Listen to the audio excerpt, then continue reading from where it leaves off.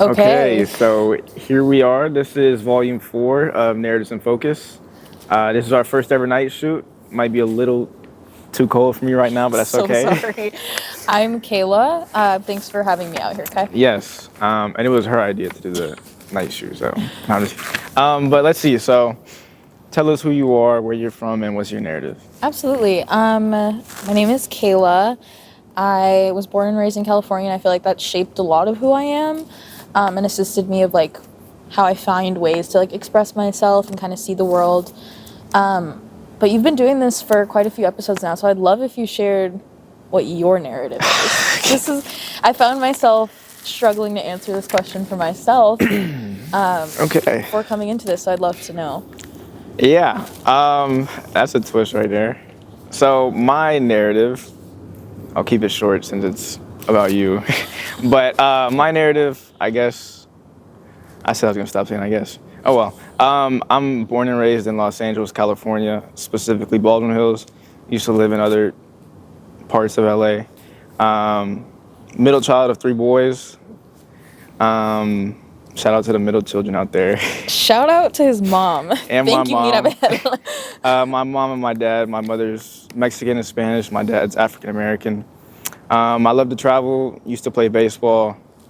Just graduated from USC with a degree in international relations, global business, Oh, and yeah. I created foreign narratives. So Damn, fight on or whatever they say fight out on. there. She's a ASU Sun Devil. So I am forks up. but yeah, so that's I guess. So that's my narrative. We have an I guess counter. 2 so far. But yeah, so now your turn. No, that was great. I am the oldest of just my sister and I. Come with a family of 3, but I'm very blessed and I wouldn't have it any other way. I share your same experience of being Black and Mexican. I think that's something we kind of bond over. Yep. And not only just being Black and Mexican, I don't know if this will sound off, so you can cut this if you need to, but being light skinned, I think there's Facts. kind of a little bit of a They stereotype. should have seen us in middle school and high school. If I think that's what we get told the most, him, like, I get told by you too. well, because you, like, really sell it. Like, you really push the stereotype. Yeah. Yeah, we actually had lunch with our friend Brandon today. I feel like he says it the most out of anybody. I think he's, like, the all-time, Yeah. you're so light-skinned. But it's funny because he makes the face, too, and he does all the things. Yeah, But- he don't want to admit it. He's actually also my photographer, so shout out him. No, yeah, he plays a big part in foreign narratives, which is kind of how you storytell, and I find that really admirable.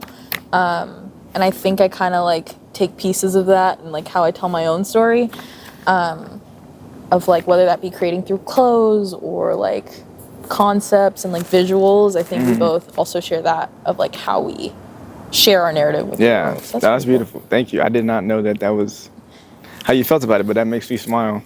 Well, how do you? What's the main way you storytell? I would say through creative mediums. I don't really like being on camera.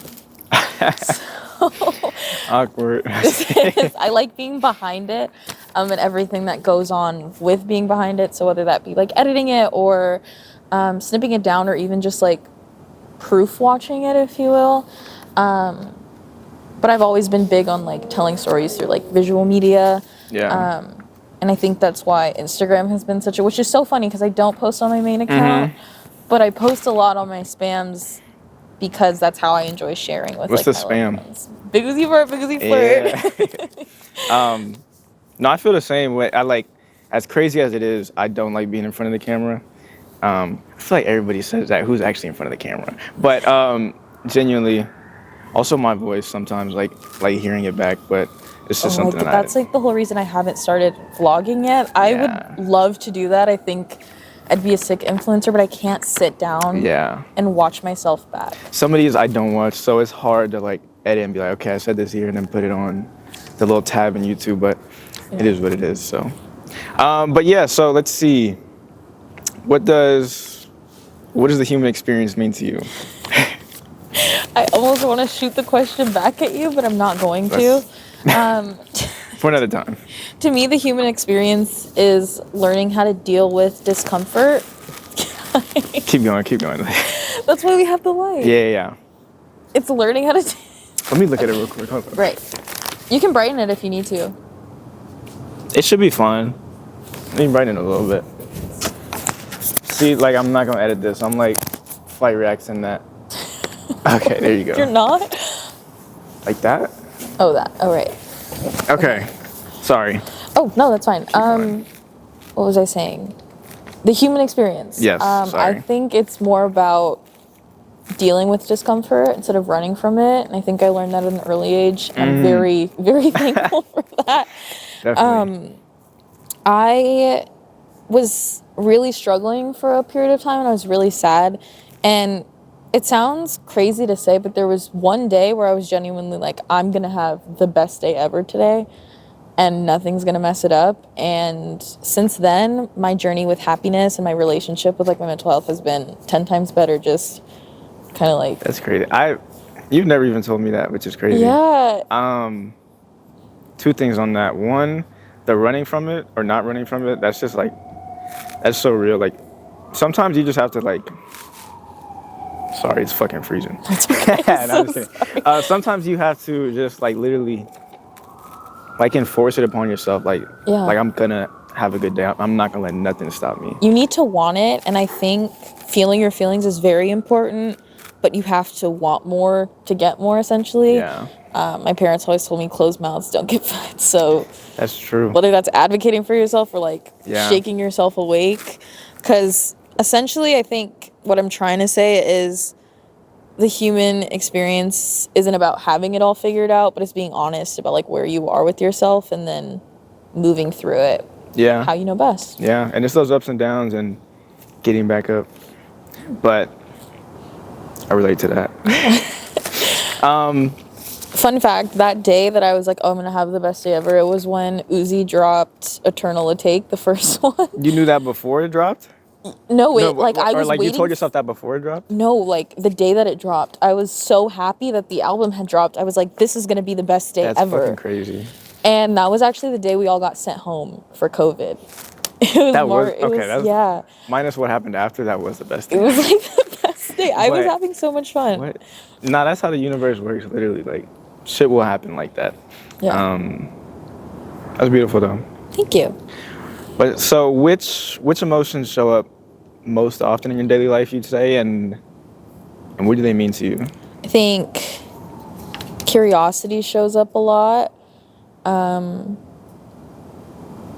I would say maybe like fear or anxiety, and then love.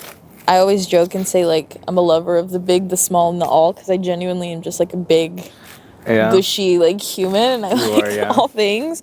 But I feel like every emotion usually has love underneath it, and so I think that's interesting. Like the most present one, because if you really think about it, even like arguing, you still care. You know what I mean? Like you care about something, and that's why you're arguing. So, I can't even remember like a fight that we've gotten into, but I'm always just like, well, he cares about me, so he's mad. Like, he's mad, but there's still love under there because he cares. That's a good way to look at it. Yeah, because what do you do when you don't care? You, like, personally. I close off. I'll be like, fuck this. It's not even worth your time, It's not right? worth my time. Yeah, that's a good point. Yeah. But you really can't remember a time when we argued? Well, shit. It seems like you can't. Please share with the audience. I'd love to. Well, I know one time or two, maybe. I was gonna say this for later, but did we argue? Yeah, we did argue. When y'all showed up at my fucking they showed up at my fucking house and camped out like 4 hours. It was such a long to shoot me with the water gun. Shout out to you, Lucas. I love you. Her and Tia, and my brother, my own brother. What's the word? I don't even know. He just fucking. And what did you feel in that moment with your brother? You felt what? Betrayed. Betrayed. Because you love him and you like. He had. I see you're trying to connect the conversation, but that's not what this is about. But yes, that's one time. But other than that, I don't think it. We generally. There was one time in a parking lot. I feel like I got mad at you and you got mad at me for getting mad at you. Oh wait, but that was about that though. I think it was Okay, about yeah. the water gun. I think that's genuinely the only time I can remember us like Yeah. actually arguing. That and then like something stupid, but he was just like angry about me for something Right. I couldn't. I don't believe it. I have screenshots actually. Well, yeah. So I guess that's number 3. I said I guess again. Oh damn. I can start saying it too, so it sounds less bad. I guess. It's fine. There you go for it. But we've actually this is another story. When's Tia's birthday? I'm gonna get in trouble for this. October. If there's anything I'm gonna cut that part. October 10th. Last October me and Tia went to Arizona for her birthday, and Phoenix, Arizona, baby. we went skydiving, and I feel like that's the epitome of a lot of emotions you can feel. Yeah. How was that for you, jumping out of a plane? That was insane. I think that was something that I pull out of my back pocket every now and then when I'm like, oh, I've done that before. And people are like, what? Yeah. That was crazy. I think the fear before the jump, were you feeling that too? Like, were you scared or were you just like, it's fine? So I'm glad you asked this because this was one story I was going to tell. Because he also went before us. Like, you that's what I was gonna say, went in a plane. I went, and this plane looked, I don't know, this plane looked shitty. This plane was like a flying tin can. Okay, my bad. That's where it comes out. But I went up by myself, and I didn't think I was gonna do that. But I was like very calm and collected, right? Would you say that? Yeah, you were pretty calm actually. I was very calm. I was like, man, like I'm just jumping out of a plane. And as soon as I get up there, it's fine. I'm fine. And we're sitting on the floor, and then like we roll out. I was like, okay, that's fine. Soon as the door opens and you feel how cold it is and how fast the wind is moving, I'm like all that calm shit went away. I was Wait, like, you were scared then? I was so nervous. But then like as soon as not when you jumped, like when the door opened. Okay. Yeah, as soon as the door opened. Yeah. Then you fall and it feels like a roller coaster, and then it's like perfect. But no, remember my I don't know if you saw, my parachute was not. He had to like twist it for like 30 seconds. I was like, oh, I'm about to die. I'm going down. But no, it was fun. Y'all should do that. I honestly was more scared for you and Tia, like that something would happen to you and Tia than myself, right there. which is kind of on brand for me. Like, yeah. I was more like, oh my God, the Heinz crew will never forgive me if something happens to Kai. It was our idea though. So. It was our idea. I mean, they wouldn't care, but. Like, mind you, they came to Arizona to see me. Like, I don't know, I felt like it was a little bit of my responsibility to keep them safe. Because I wasn't even worried about, like, not landing. I feel like you could somehow escape that. It was like, if your eardrum popped and, like, you couldn't hear ever again. I didn't even know. I mean, yeah, that's possible. So I was just thinking of all, like, the unorthodox things could happen. But then, when I jumped out of the plane... Sorry. No, I'm not waving. I mean, yeah, I'm waving at y'all. But... Sorry. When we jumped out of the plane, like, then I was super calm. And it was just, like, once you surrender to it, which is kind of like a metaphor for that life. is a metaphor. Because, like, this is... Like, it's genuinely a scary-ass thing. It Looking is. down and this... Oh, you guys a parachute? Yeah. But then it kind of, like, is just a reminder that, like, there's so much peace in surrender, which is, like... Skydiving is a great metaphor now that I think It's a great metaphor. Yeah, because you literally got to take that leap. You gotta take that leap. You gotta take that leap. You can't tell the plane, like, spin back. Like, you have to go. Yeah. But, well, yeah, I guess you did answer that. Is there anything else you would do that's, like, on the same level as skydiving? I honestly think, and this sounds so corny. There's, like, so many things that, like, or I feel like as vulnerable as skydiving, but maybe just not in that capacity of, like, you could get hurt. Like, being emotionally vulnerable is scary. And we were having this conversation with Brandon at breakfast today of, like, how falling in love is scary and, like, broken homes and things like that. Yeah. And honestly, like, giving yourself to someone is very, like, vulnerable. Like, that's a lot of power, control. It is, yeah. Like, trusting people, like, little things like that are so small and, like, mundane, but I think they could be as scary as skydiving if you, like, chalk it up right. Yeah. But it's so easy not to do it, which is why. Yeah. why it's hard to do it, because like there's a lot of unknowns doing it, and there's a lot of knowns when you don't do it, and it's comfortable to not. And it's do totally it. like optional, by the way. Like we did not have to like jump out of a plane, but Oh, we that chose too. I thought we to. were still talking about the love part. But yeah, Oh, we were that's not. a good point. Have you ever felt calm in a moment that would destroy you? These are questions That I'm you not thought ready would for. destroy you? Calm in a moment. Wait, say that one more time. Have you ever felt like calm in like a moment that you thought would destroy you? Okay, sorry, we had some technical difficulties. So, yeah, but to answer her question, you asked if I ever felt calm in a moment that I felt would destroy me. I would say there haven't been too many moments that I feel like I would be destroyed. I feel like I'm a pretty mentally strong person. That's something I do give myself credit for. And I feel like there's been a few things that have been like tough, but I just have to find a way to like make that negative a positive. Like at any way possible, I'll go through a grieving period for sure to like feel it. And now I feel it more, which I think is important. But I just make sure that at the end of the day, I'm like, I know I'm gonna come out better on the other end, and I'm not gonna let this like rule me, destroy me, control me.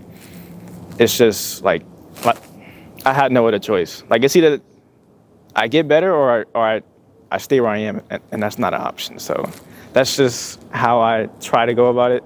It's much easier said than done. But yeah. I think a lot of that mindset that you have, do you think you were like born with it or like raised that way, or was it kind of just self-taught? That's a good question. I definitely think it's both. I think my parents are the same way. Like, and I'm blessed that they're also very successful. So I feel like anybody can be successful. Anybody can do whatever they want. But it is kind of like, if you're around it, it's much easier to like learn it. Oh, for sure. Inherit it. And that's kind of one of the unfair things of life, because some people are born into not the best situations. So, but I definitely think part of it is seeing my parents successful, and part of it is also like my mindset as in the way I'm like, there is no other option. Yeah. Yeah, that's what I would say. What about you? I think it was definitely, I take a lot away from like my mom and my dad. Not really my dad, but my mom, and just how she handles life, and even our culture, to bring it back. Yeah. She is a big foreign narratives fan, by the way. Yeah. Shout out Mommy Vert. Shout out her. Sorry, go ahead. No, you're good. You're good. I think like is my I guess, so I need to work on that a little bit too. But yeah, no, seeing her carry herself through life has always been like a big display, and I think with both of our cultures too, that mentality of like there's no other option, like go get it. Yeah. We're in rooms that we're not supposed to be in, like. That's a good point. It's like, especially, and our parents started that. Exactly. No, like being in those spaces, like we're not supposed to be in those spaces. Like those spaces weren't made for us, but for us to even like go in there and like make noise is like a big deal. And I think that's something to be proud of. Yeah. I think that starts with immigrants. Like, are your parents immigrants? Your mother, right? Yeah, my mother is my grandparents are.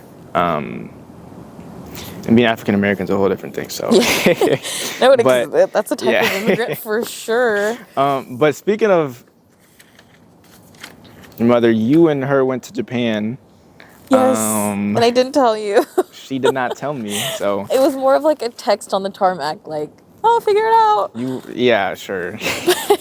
But I wasn't like running or anything. I'm pretty sure I mentioned it to you. Your memory. No, you didn't. There's lots of things I admire about you. Your memory is maybe not. I'll agree on that. My memory's bad. I'm almost positive that I've told you. You told me when you were in the airport. No, but I told you before. And the Japan airport, not the LAX airport. But anyway, right. The point is, I don't think you've ever even told me how Japan was, but But how was it? He also went to Japan, and he told me. So thank you did. guys I did. for letting me know how that went. It was great. I love being in places where your problems feel like your big problems feel like tiny and minuscule, and you can just move through life. And that was actually my first time being out of the country with a language I didn't know. That was like a big runaround to say that. But I've been to Mexico a whole bunch of times in different parts, but I'm a native speaker, so I never really felt like that disconnect. Yeah. Been to Canada, they all speak English. Japan was like the first time I was like, where am I right now? Yeah. It's a lot, but I think I compare here to Japan a lot. I am always like, oh, they have it so figured out in Japan, and people mind their business, and I love that people don't talk on speakerphone. It's like my jam, because that's one of my biggest pet peeves. I hate when people walk into an establishment and they're on speakerphone, and then you can hear I could go on for hours about that. No, that's... Have you been in the subways? Because they're all like very to themselves in the subways. But yeah, you won't hear... If you hear a speakerphone, it's probably an American tourist. Yes, it for sure is. Like, ways to be spotted is to be loud. Yeah. And not clean. Everything's also efficient there. Very efficient. I'm big on efficiency. Big on... That's tough for LA. Empathy and like being courteous. Like when you get in the subway and they have their backpack on, how they like flip it to the front of them. Have you noticed that? No. That's so courteous. I'm so into that. I feel like it's the most courteous thing that I noticed. I don't know, just the way they like shit everything. But like the way they talk or the way they like, I don't know. I mean, the simple thing is like the way they bow after for everything. I was bowing when I got back here. Oh my God, like, I almost said I got arigato gozaimasu when I came back. Yeah. I was bowing. They're so polite. That's really cool. Yeah. I feel like also I had a conversation with a few people about this. I feel like American culture is the strongest worldwide for certain reasons. But I feel like Japanese culture has to be like 2 or 3. But who told me? Someone was like a devil's advocate, and it could be true. That could just be for like Americans. Like Japan is like the second most, or like Japan influences Americans a lot, but maybe not other places of the world. But I feel like their culture has made its way here. Oh, for sure. Pretty easily. Well, I mean, I've seen it in, again, tying it back to my mom. She works at Crunchyroll, and their headquarters are in Japan, and that's where they're based out of. But they have offices in Dubai, and they have offices in San Francisco and like other places of the world. So I definitely think Japanese culture, or even just like Asian culture in general, like it doesn't just have to be Japanese, is super influential. Oh yeah. And they're big on media, and so it makes sense. Like if you're huge on like the TikTok and Instagram and shows and stuff, it's gonna reach other people. Yeah. I don't really watch Swiss shows or anything. It's all like Swiss shows. Swiss or like. Oh yeah. Oh wait, I actually had like it's a matcha chocolate from Japan. I was holding my. I'm gonna eat it right now. I'm fucking hungry. Okay, you can eat it right now. If you want. What did you say? Chocolate. Okay. I'm doing ASMR with chocolate. Oh yeah. Speaking of this, what's your favorite food you've had in Japan? Ooh. This is a matcha chocolate, by the way. I would say... Do you have an answer for this? Because I would need to think for a little bit. I would say unagi. Eel. You've been loving. Sorry. Yeah. I love eel. That's like my favorite. There's one place in Kyoto, on the way up to the Fushimi Inari Shrine. They have the eel like swimming outside the establishment, and then they cook it right there also. It's like the best eel I've ever had. Like I love eel, but it's hard to eat it in LA. And LA has amazing Japanese food. Yes. But it still doesn't touch. I think LA is a foodie lover's heaven for sure. We have some of the best food. I think the best unagi was that one place that closed. Where? And it was by our school. You took me there a few times. Yeah. Harajuku Tap Room? Yes, that place. And the owner, I think, lives in Japan, which makes sense. Oh, that's crazy. I never took you to the Shabu Shabu spot. It's like the oldest the first Shabu Shabu establishment in America, and my dad went there since he was in high school. Our photos was on the wall, like the family photo was on the wall. But he moved back to Japan like 4 years ago. But It was in Little Tokyo, right? yeah. Now there's like a new high-end, high-tech Shabu Shabu spot. Not the same. I'm boycotting. I haven't been there. There you go. Kai says no to gentrification. Yeah, but that's that. Oh wait, did you answer yet? I think mine is the Kobe beef and like the Wagyu and stuff. I've never had, I've never had like meat like that ever. It was, that's can we cut that? You want to cut? Just that, no, like when you're editing, like cut that part. Yeah. Okay. While we're at it, let me see if this. Okay, we had to check the light, but also. Yeah. Yeah. Anyway, keep going. I like the Kobe beef, the Korean, not the Korean, but the what is it called? Yakuniku, the Japanese barbecue. It's like yakitori, right?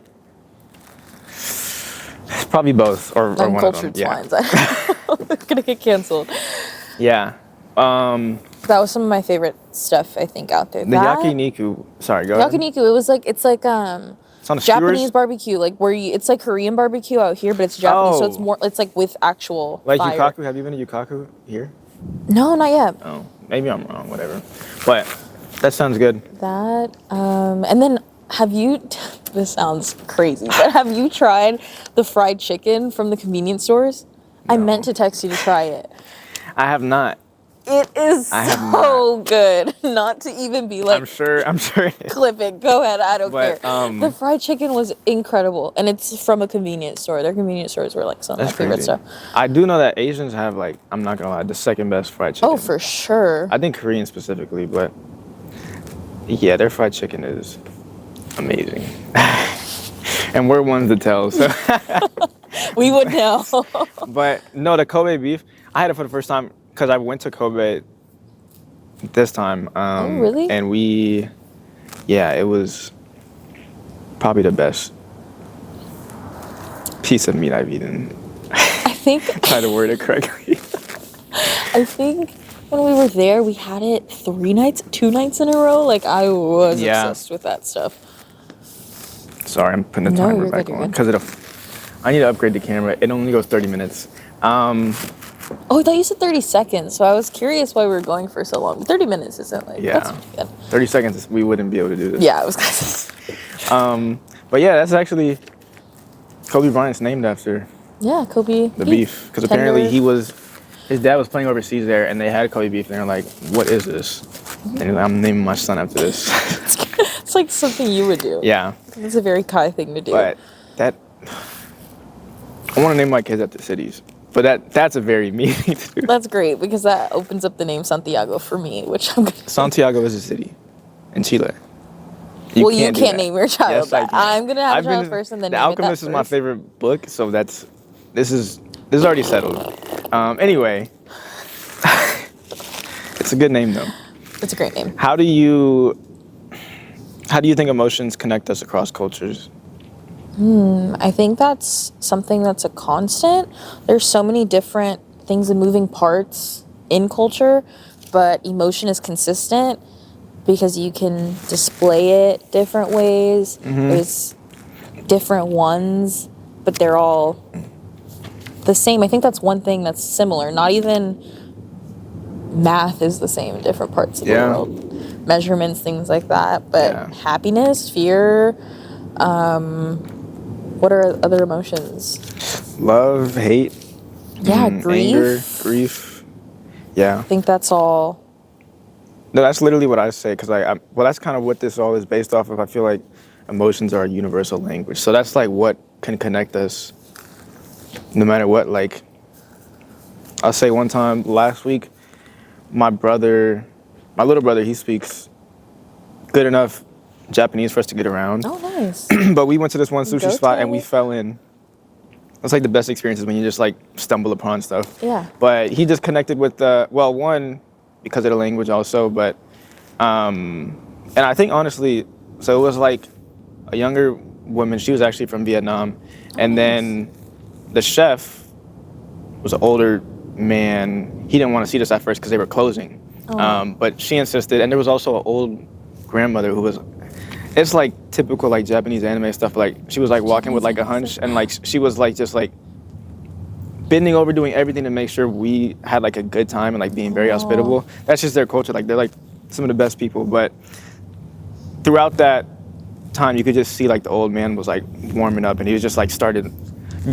You could just see the happiness because like we were embracing the culture. We were happy to be there. And at the end, like he was taking photos with, like we had all these photos taken. I'm gonna have to see some of Yeah, those. Tay's gonna go study abroad there next year, so he's gonna go back for sure. But that's just like you can connect through those emotions.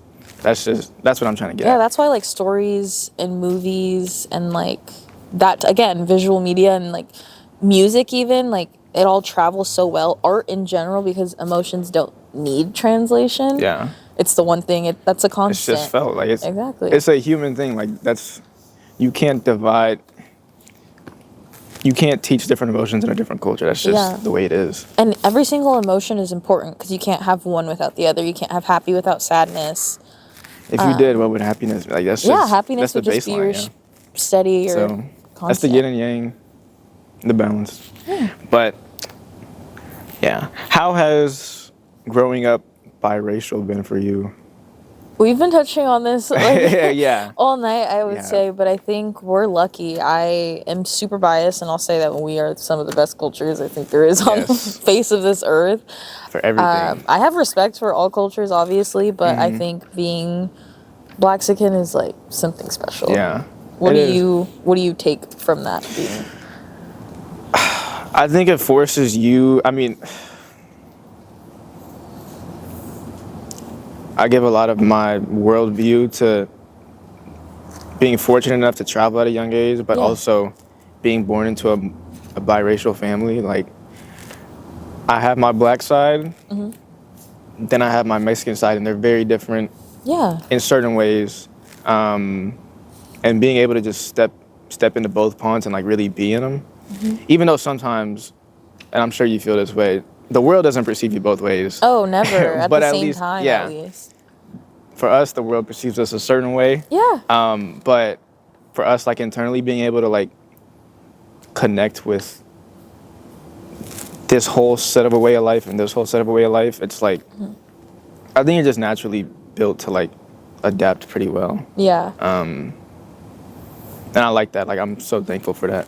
Do you think there's a side that you identify with more, or is it kind of That's so crazy because that was my next question. That was really my next question. I guess I'll answer that first since you. I said I guess again. Whatever.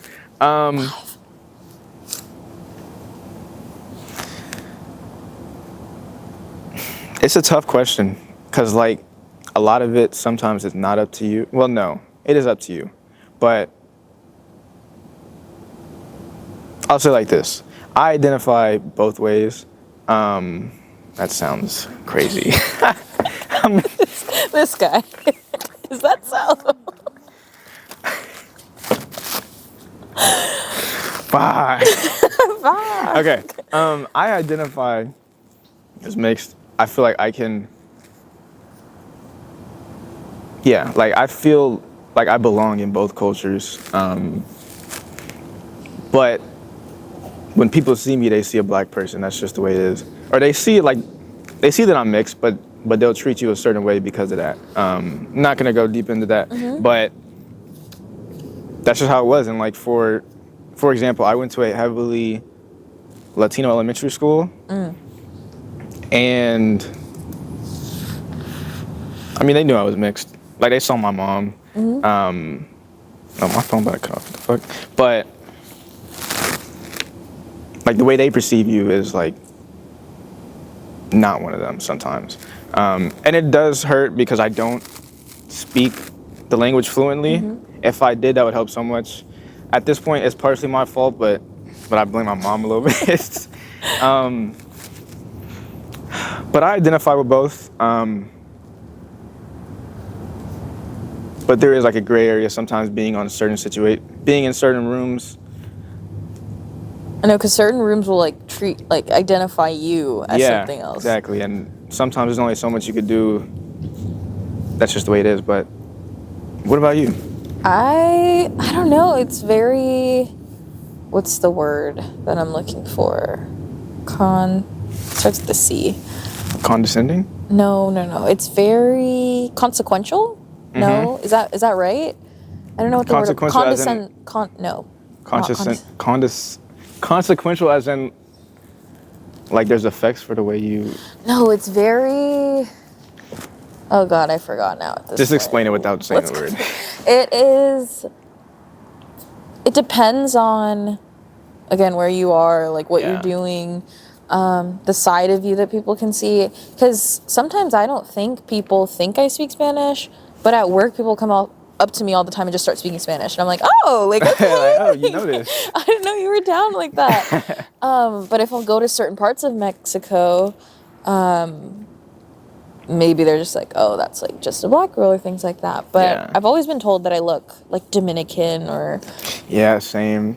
or Puerto Rican. Yeah. So I've always kind of wanted to go to a place like Puerto Rico so I could feel like I fit in with both. So it's been like a random like thing I've wanted to do. But I think we're both very lucky, and our family doesn't make us feel away for being both. For sure. They celebrate both sides. Like my grandpa calls me pretilla, but like in an endearing way, and that just kind of means like the darker one. Like that. Yeah, burnt one. Exactly. No, but that's actually, and that's one thing that I want to freshen up on what I said, because I don't want to sound like I'm like, my family makes me feel 100% apart, which is good. And the majority of people do, once they know that you are, it's kind of just like an outside perception, and then once they find out, it's really open. Or like they're like, what's the word? What am I trying to say? Yeah, but there's like a few bad apples, but the majority is not. So sometimes that just taints the vision, which it shouldn't.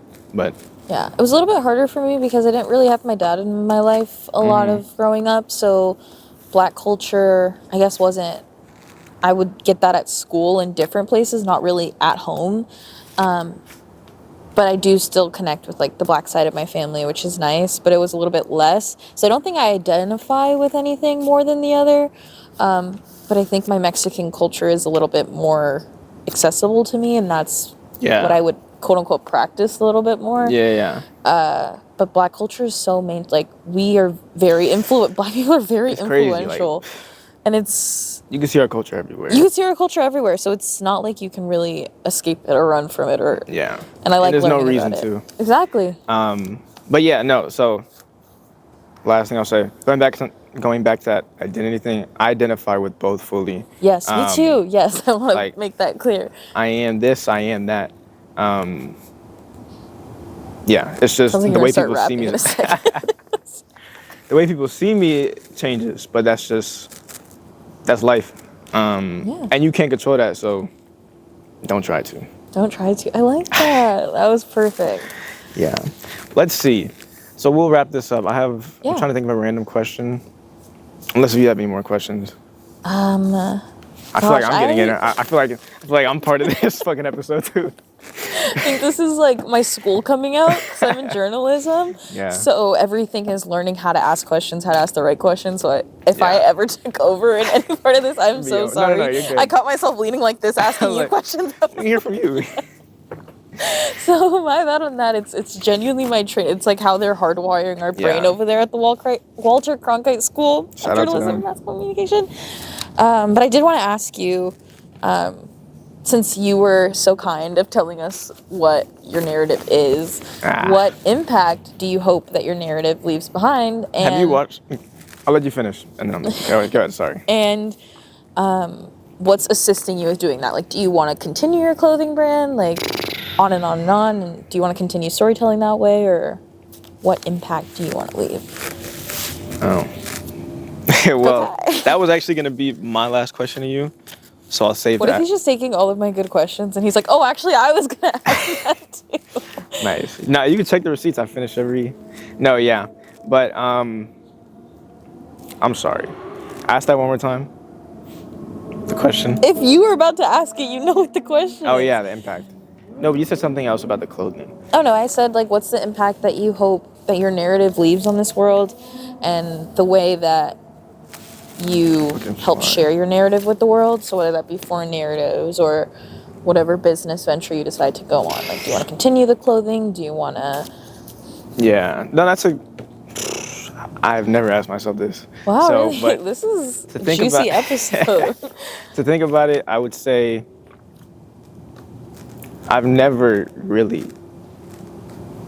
thought about my impact on the world, as in like, this is what I want to leave behind. Okay. It's more so like, and it's selfish kind of, but like, this is what I want to do. Yes. Because impact isn't just when you're gone. I think that's one of the misconceptions of the world. Like, impact is, you can impact people right here and be influential. And if I had to answer it, it's not really about what I want to leave behind. It's about what I want to do now, and the side effect of that is the impact. And I'm praying it's a good thing, which I hope, because I don't want to. I'm a very, like, I don't know the word, stubborn person, so I'm gonna do what I want to do. Yes, and I can shit will happen based off of that. But in a perfect world, like, I would want this to like be, I want this to connect people, like, genuinely across cultures. Like, you could be in Japan and watch this, and they can hear about your story, and they've never seen you, heard you, spoke to a Black-Mexican person before, and they can be like, oh, she has a story that's not the same, but it brings her joy the way that this brings me joy, and like, we can connect on that. Yeah. So I kind of just want to connect people that way. But actually, no, one thing I do want to do is inspire people to travel, and I know that's a hard thing to do. I think you do a great job of that already. We had our friend Brandon. I'm so sorry to cut you off. No, we had our friend Brandon, like, saying like his life goal was to travel with Kai. Like, essentially, he wants to go travel with Kai, or it's like gonna happen Kai. one day. That boy's gonna be a millionaire. You are. I'm speaking to two. Oh, I meant him. Oh. Well, I mean, yeah, me too, but him. Are you not? I am. Thank you. I'll share. I'll be you a are millionaire. too. Share. We all are. Yeah. But yeah, no, that's fuck. What I got? Yeah, my memory is shit. That's the impact that you hope your narrative leaves.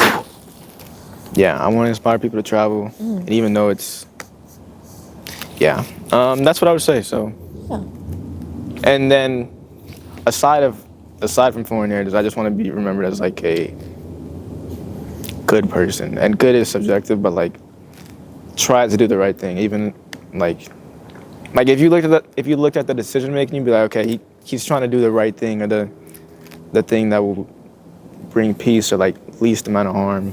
And do better. So I see what you mean. I describe a lot of my friends that way, and obviously I'm biased because I love my friends. But when I describe them to other people, or in Arizona, like, oh, you would love Kai, like, just a genuine good person. Like, I say that, or like I was talking about my friend Renee the other day. I'm like, she's just good people. Like, her whole family is good people. So you're definitely someone I would toss under that umbrella. No, that means a lot. So Thank you. Just keep going. You're doing great. And you are the exact same. So I'm y'all don't understand. She is like the best. Stop, I'll cry. The best person ever. So we've known each other since middle school. Middle school. Do you remember like how we met? Yeah, I don't know our first interaction. I don't remember our first interaction, but I remember calling him Bestie Westie. I do remember that. And it was almost like a troll. Like, I wasn't trolling him, but I was like, oh, this is my bestie, this is my bestie. And then it just essentially like bloomed into fruition. Like, I kind of manifested. I was like, this is going to be my best friend. This is going to be. And then he became my best friend. People probably think we're brother and sister all the time. Yeah, no, I get that. Like, oh. All the time. Sometimes people will see you on my spam account, Big Uzi Flirt, and they'll be like, oh, that's your little brother. And I'm like, that is not my brother. Damn, that's because I'm short. They're like, that's definitely the little brother. No. Because I say that I have a little brother because I do have a little stepbrother. So they think that you're that. And I'm like, oh, no, that is it's not him.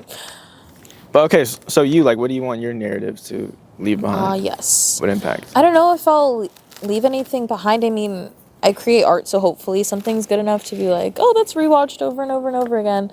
But it doesn't even have to be that. I just want people, and that can be anyone, like, even if it's just one person who I inspire, like, that their story can be complex, and that you have permission to take up space, and there is strength in healing and growing. You don't have to be stagnant in one area. You can always grow.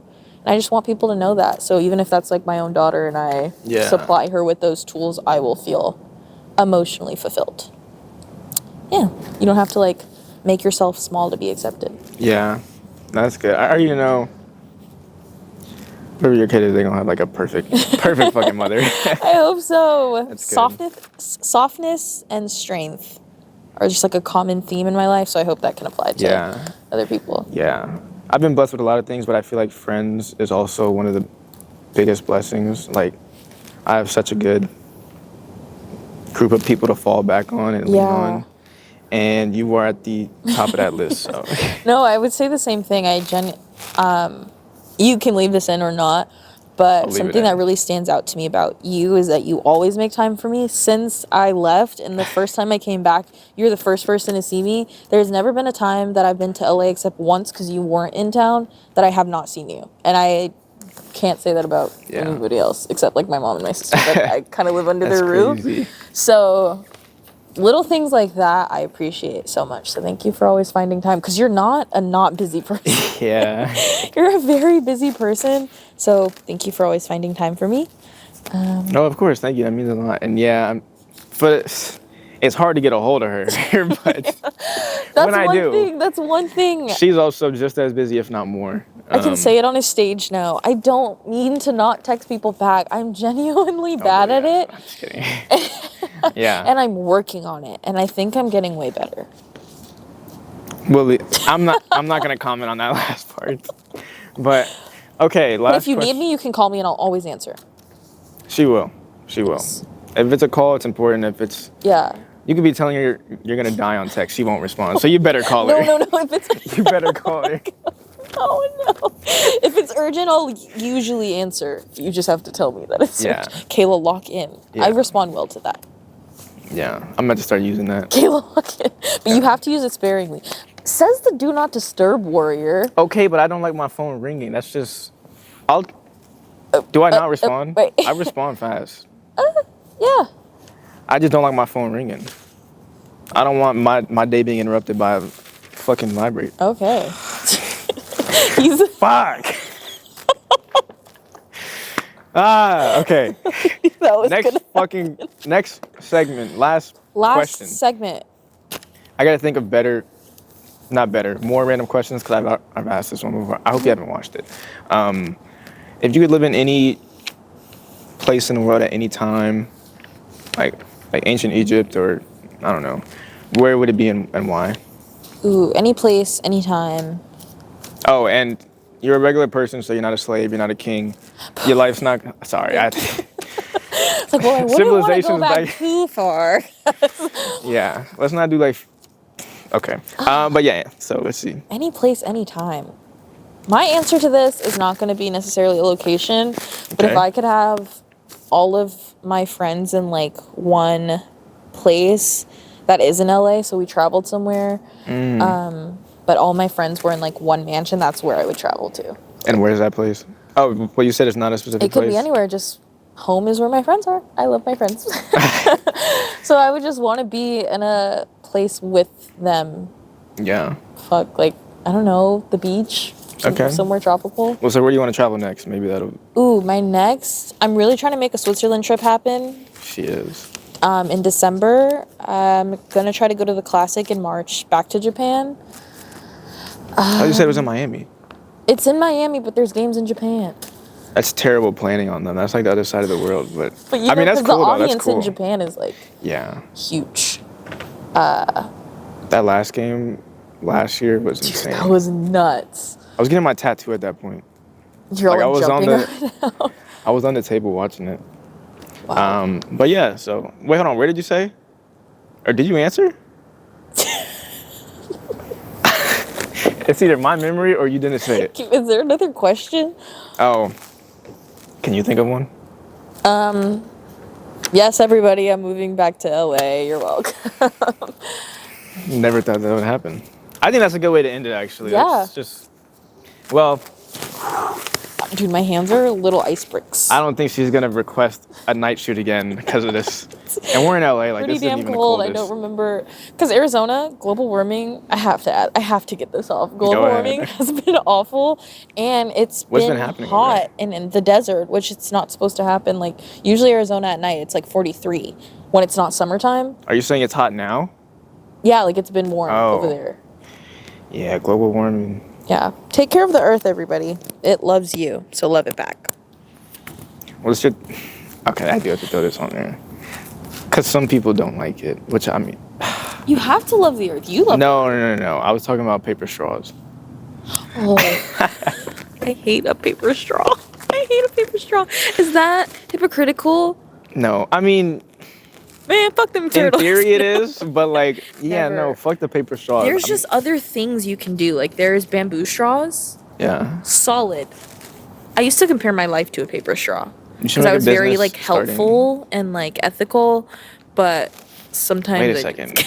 I didn't what even are you register. You compared your life to a paper straw when I was sad, because you were helpful and ethical, but but then I just crumble. that's a lot of. I mean, I'm not gonna say that's a good comparison, but because I wouldn't say that was you, but for someone in that state, that's a good comparison. Yeah, like I was good for the earth, but like I personally wasn't good for myself. Fuck. But I feel better now. Amen to that. It's about growth. Yes, growth. Theme of the episode. Theme of the episode. Kai, thanks for having me. This has been Thank you. Are you actually moving back to LA? great. When school's over. Yeah. Yes. So y'all will see her again on a different episode. Yes, But- I would love that. When we interview you, I would love. Oh my god. Thank you. I hope that's. What is this? The video file gets corrupted, but if It's it doesn't, not getting corrupted. Now it wants to cut back on. All right. yay! That's a wrap. That's a wrap.